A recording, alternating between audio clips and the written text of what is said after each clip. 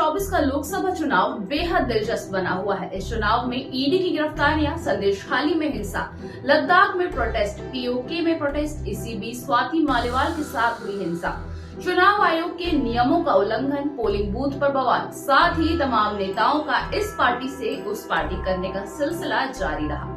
लेकिन इस सब के बावजूद लोगों ने अपने मतदान के अधिकार का उपयोग करते हुए खुल के मतदान किया और अब चुनाव अपने अंतिम चरण की ओर बढ़ रहा है।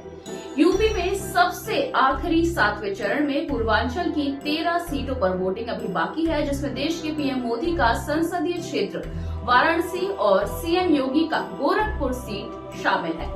इन 13 सीटों में से 11 सीटों पर पिछली बार एनडीए ने जीत दर्ज की थी, जबकि 2 सीटों पर विपक्ष की जीत हुई थी और इस बार बीजेपी 13 की 13 सीटें पाने की जद्दोजहद में लगी हुई है, तो वहीं विपक्षी गठबंधन अपनी सीटें बढ़ाने के लिए जुटा है। बात की जाए 2019 के चुनावों की, तो एक तरफ सपा बसपा का गठबंधन था जिसका जातीय समीकरण मजबूत था, पर फिर भी विपक्ष को महज 2 सीटें हासिल हुई थी और 2024 में बसपा का साथ नहीं है और कांग्रेस की पकड़ भी लोगों में काफी कमजोर नजर आ रही है।